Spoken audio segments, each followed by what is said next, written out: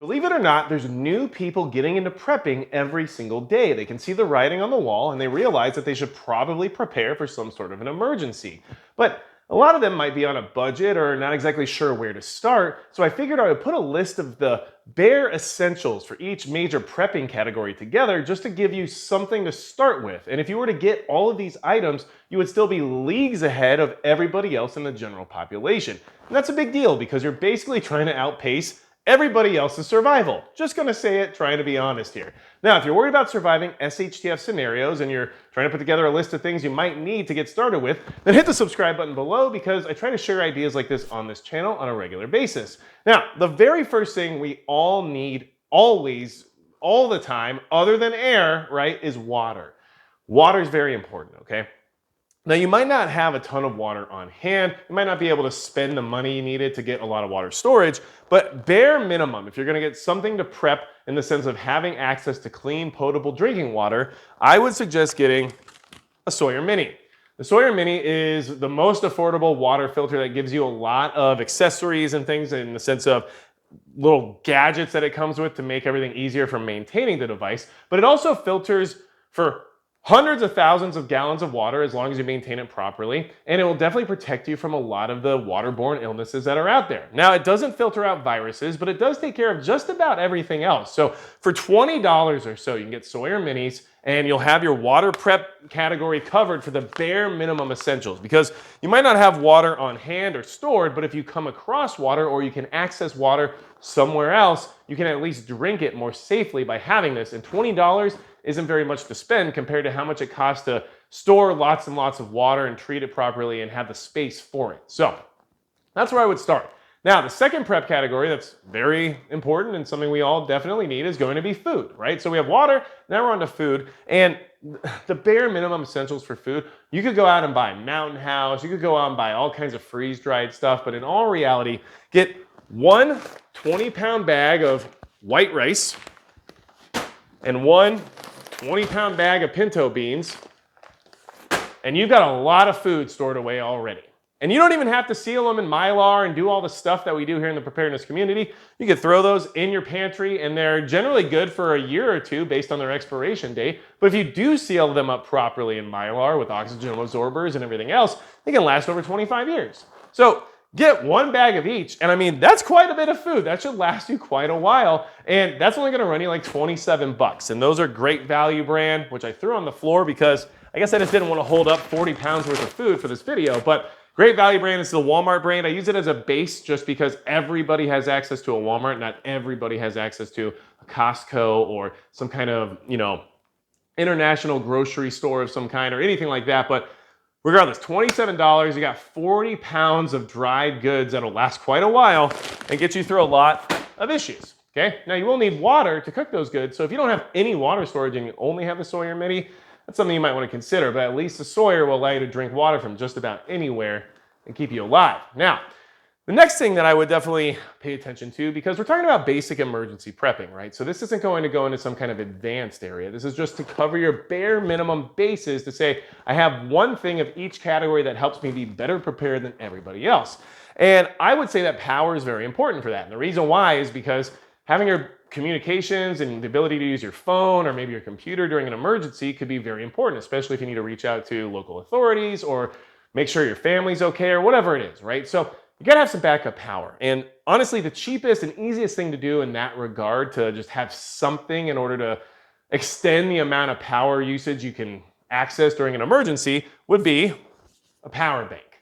Now, this isn't fancy. There's nothing very exciting about it, but it will get your phone charged up a couple more extra times, right? And this is USB rechargeable. I think it's a USB-C, and you could plug it in and you have a lot more time with your phone now during an emergency. And you can also use this to charge things like handheld radios or whatever other devices that might be USB compatible you have that would be important for an emergency. Now, this is an Anker, so it's actually a pretty nice power bank, but this runs about 50 bucks. We can easily get something very similar to this with the same capacity for around $20. Now, it won't have the name brand of something like Anker, but you'll probably still be able to make it work, and that's just how it is. And I will put some links down below to some of this stuff just so you can check it out for yourself to see if it's something that you would like to try to take a look at, especially if you're new to prepping. It might just kind of point you in the right direction, okay?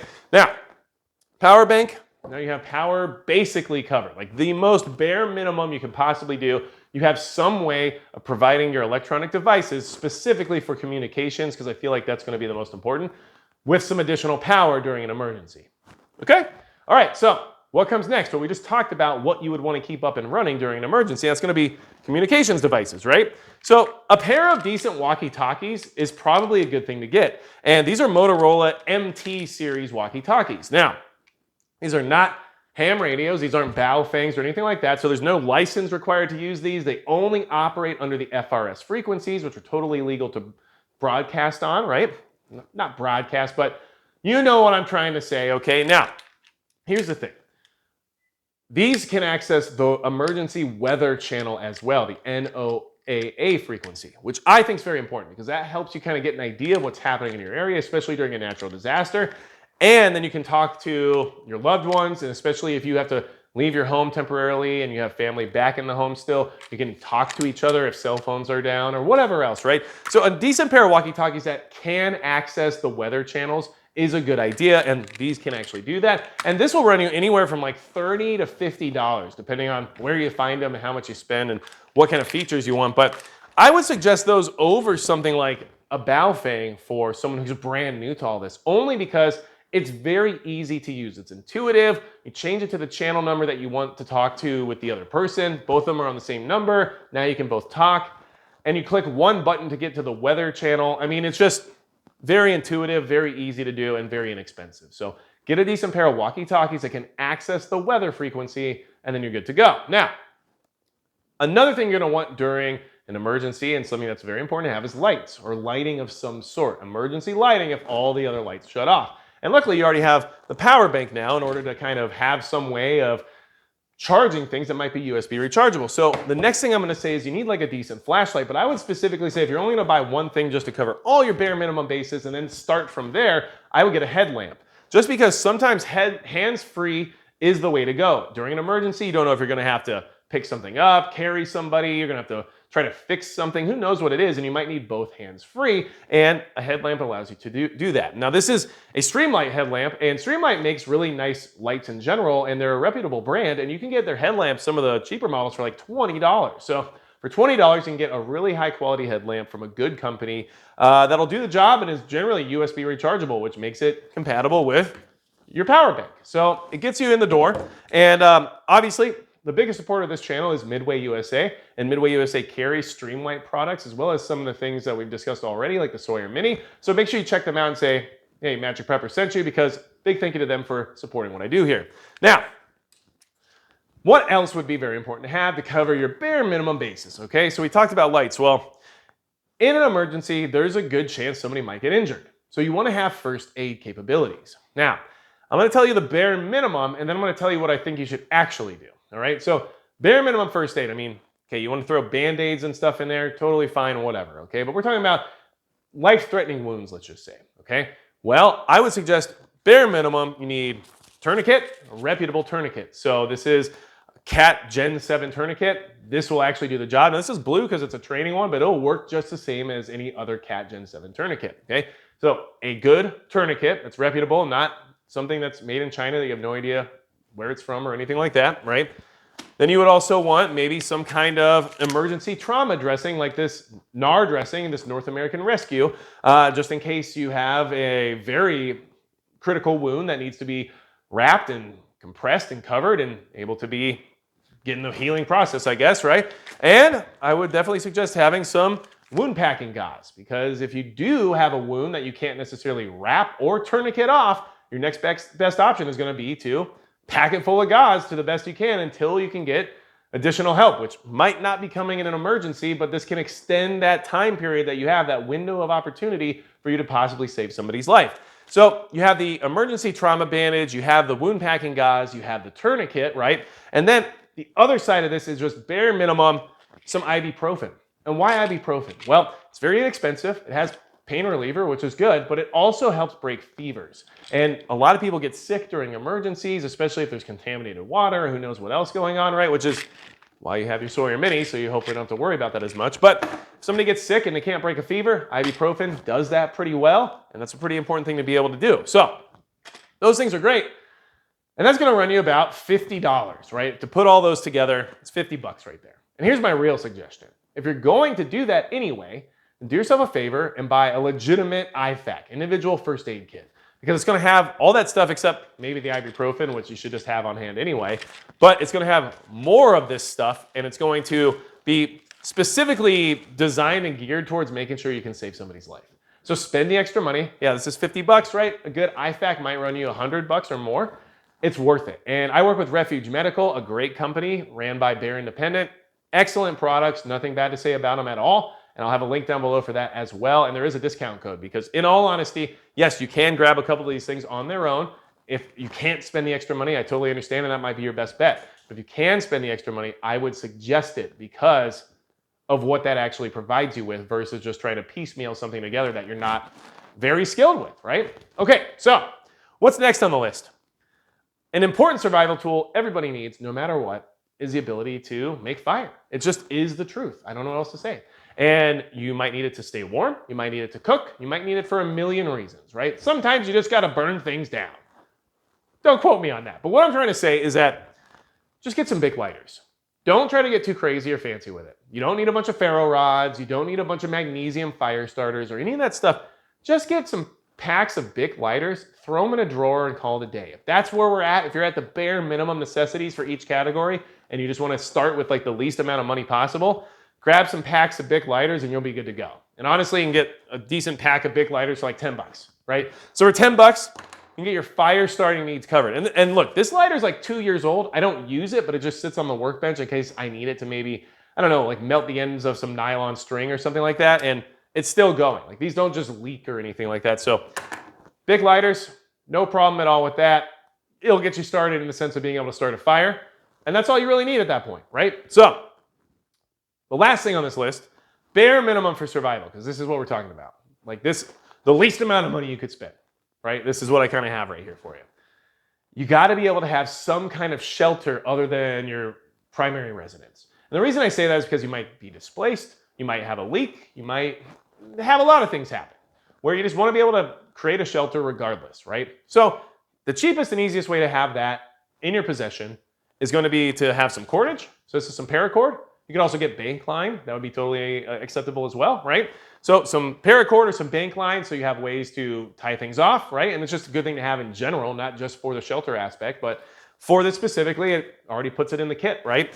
And then a tarp, just some tarp, 8 by 10, 11 by 14, whatever it is you want, right? Something that's of decent size though. Don't get like a 4 by 4 and expect it to do a lot for you. I would say at the bare minimum a 6 by 8 because that could probably cover most people's bodies head to toe. But the bigger the better because it gives you more versatility. And this plus the cordage is like 25 bucks, right? So for 25 bucks, you have something that could become a shelter if need be and is relatively capable in the sense of keeping water out and stopping the wind and everything else, and it's durable. So that's honestly the bare minimum in the sense of a shelter, but also sometimes the best thing for a shelter. It just depends on the situation. So listen, we just went over like super basic, bare minimums of each category that's important for prepping. And there's of course others. You could add a lot of other categories. You could include self-defense, right? But that's a little bit more individual and it depends on comfort levels and everything else. So I just left that out because it is important. But for most disaster scenarios, and we're talking like natural disasters or generalized emergencies, there's not usually a huge amount of threat for you needing a self-defense tool, especially if you're just in your own home. If you're just living through like a major storm or some kind of a grid down scenario, and you don't have to worry about strangers and things like that, then self-defense becomes less of a priority compared to just basic needs like water, food, shelter, fire, first aid, power, all the things we just discussed, right? And I just wanted to put together something easy for somebody who's new to this to say, okay, I can go out and get, $27 of rice and beans. Fine, I can get 25 bucks worth of tarp and cordage. Cool, all right, so we're at 50 bucks now. Get a $20 or $50 power bank. All right, let's just say we're at $70, $50 worth of first aid gear, 120 bucks. $30 worth of walkie-talkies, 150 bucks, $20 worth of lighting, that's 170. And then, we'll grab some Sawyer Mini, right, just to make sure I can filter out water if need be. Okay, we're at like $200, 200 bucks. And you have one thing in each category that covers you decently well. So hey, if you got 200 bucks and you're not prepared at all, this is something. Now, is this what I want to have to rely on only and solely? Of course not. But if I was at zero, this would suddenly propel me to ahead of like 99% of the rest of the country. That number used to be like 90. I don't even think that's true anymore. I think we're literally in like the 99% at this point. It just is what it is. Because, you know, the way it works when you have almost 400 million people in the country, it starts to feel like those percentages are worth more, but really they just get smaller because only the same amount of people are getting prepared, let's be honest. So either way, hopefully this gives you some ideas. If you have anything else to add, let me know in the comments below. Of course, give me some ideas for your basics or your bare minimums. I mean, for 25 bucks, you can get a tarp and some cordage. It's kind of hard to beat in the sense of trying to make a makeshift shelter if need be. But maybe you have a better idea. Or if lighting, you know, I think a headlamp is the best way to go for hands-free operation, but maybe you're more of a fan of a lantern. It just depends, you know, how you want to approach this. But either way, I think this is great for us to share these ideas, to get new people involved, and to try to not keep everything at such a high price point. Because it's true. You can talk about things like solar power systems, and they're great. And that's what I would much rather have than just a power bank. But for 20 to 50 bucks, I can get this. Or for $4,000, I can have a sweet solar power system. Do you have $4,000? That's up to you, right? So that's why I wanted to make this video. If you have any other questions for me, go to magicprepper.com. You can also support me on Subscribestar. It's $5 a month, but it's exclusive content. I do preparedness incentives for the community there, and it's just a good time. And otherwise, that's going to be it for Magic Prepper.